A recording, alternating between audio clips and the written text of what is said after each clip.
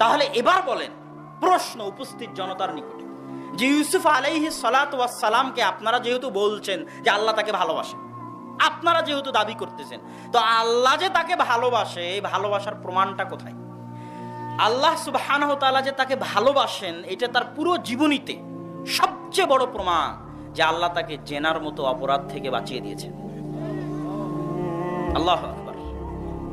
তাহলে এবার বুঝেন তার উল্টাটা, এবার তার পাল্টাটা বুঝেন, যে আপনার উপর আল্লাহর দয়া আছে না নাই? আপনার টাকা পয়সা নাই মনে করছেন আমার উপর দয়া নাই, খেতে পাই না মনে করছেন দয়া নাই। আর ইউসুফের চেয়ে কষ্ট আপনি কোনোদিন করেনই। তাহলে ইউসুফের উপর আল্লাহর দয়া ছিল, তার প্রমাণ আল্লাহ সুবহানাহু ওয়া তাআলা তাকে জেনা থেকে বাঁচিয়েছেন, জেনার মতো মহা অপরাধ থেকে বাঁচিয়েছেন। এবার আপনি শুনেন, আপনার জন্য আল্লাহর পক্ষ থেকে সবচেয়ে বড় শাস্তি, সবচেয়ে বড় গজব, সবচেয়ে বড় আযাব এটাই যে আল্লাহ সুবহানাহু ওয়া তাআলা আপনাকে জেনার মতো অপরাধে লিপ্ত রেখেছে। আপনার জন্য আল্লাহর পক্ষ থেকে সবচেয়ে বড় শাস্তি, সবচেয়ে বড় আযাব, সবচেয়ে বড় গজব এটাই যে আল্লাহ আপনাকে সুদের মতো মহা অন্যায়, মহা অপরাধে লিপ্ত রেখেছে। আপনার জন্য আল্লাহর পক্ষ থেকে শাস্তির এটাই সবচেয়ে বড় প্রমাণ যে আল্লাহ আপনাকে ফ্রি ফায়ার, পাবজির মতো নিকৃষ্ট গেমে ব্যস্ত রেখেছে।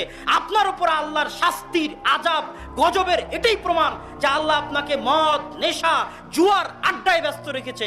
আপনার উপর আল্লাহর শাস্তির সবচেয়ে বড় প্রমাণ এটাই যে আপনি আল্লাহর দয়া পান না, আপনি আল্লাহর রহমত পান না, আপনি আল্লাহর করুণা বঞ্চিত। আল্লাহর করুণা দৃষ্টি আপনার উপর নাই। কোন ভাগাড়ে পড়ে আপনি মারা যাবেন এটা আল্লাহ পরোয়া করে না। আপনি আল্লাহর দরবার থেকে বিতাড়িত, আল্লাহর রহমত থেকে বিতাড়িত, আল্লাহর করুণা থেকে বিতাড়িত। এটাই আপনার জন্য আল্লাহর পক্ষ থেকে সবচেয়ে বড় শাস্তি।